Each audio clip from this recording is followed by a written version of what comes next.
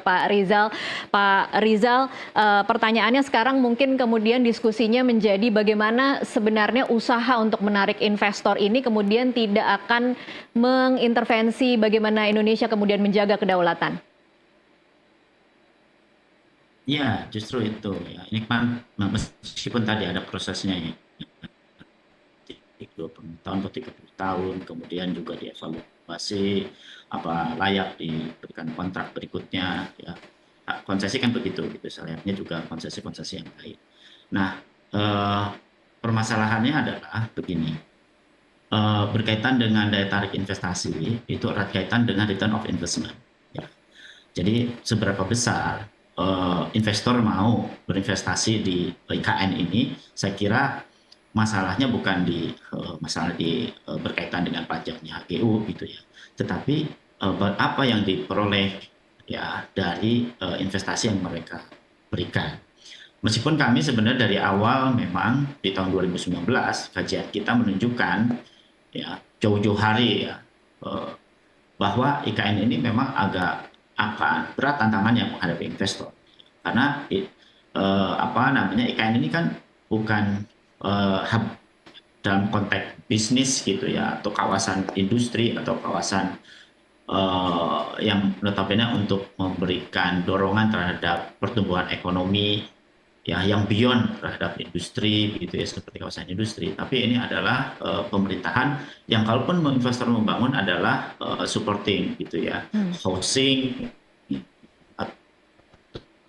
ataupun beberapa sektor jasa lainnya.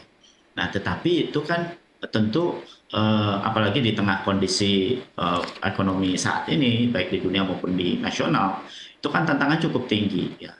Ditambah juga masalah hak kepemilikan lahan ya yang Baik. notabene undang-undang IKN juga kemudian direvisi gitu ya Baik, berkaitan dengan itu. Mas Rizal, Nah, kalau untuk boleh itu kemudian kasih maka masukan, menurut harusnya saya ya ketika mau menarik investor pakai cara apa, Mas Rizal?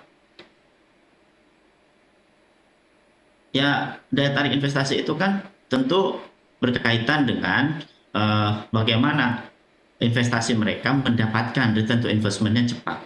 Ya, investor itu kan begitu ya. Yang kedua, bagaimana kepastian dari lahannya, kan kepastian lahan. Ya, bahkan di sana kan kemarin saja misalnya ada lahan yang masih belum clean and clear gitu. Nah, sehingga investor juga menjadi wait and see gitu untuk masuk gitu. Nah, termasuk juga dengan adanya perpres ini kan gitu ya. Harapannya kan untuk meminimalisir berkaitan dengan status lahan itu, bahkan diberikan HGU yang sangat panjang. Nah, tentu pemerintah ya kalaupun diberikan HGU sangat panjang, maka monitoring, kemudian perpanjangan atau evaluasinya harus betul-betul eh, cukup ketat begitu ya. Karena tadi ini IKN bukan HGU untuk usaha dalam konteks Baik, berbisnis seperti halnya seperti bisnis di biasa ya. luar IKN gitu ya. Baik. Karena ini punya posisi yang sangat strategis.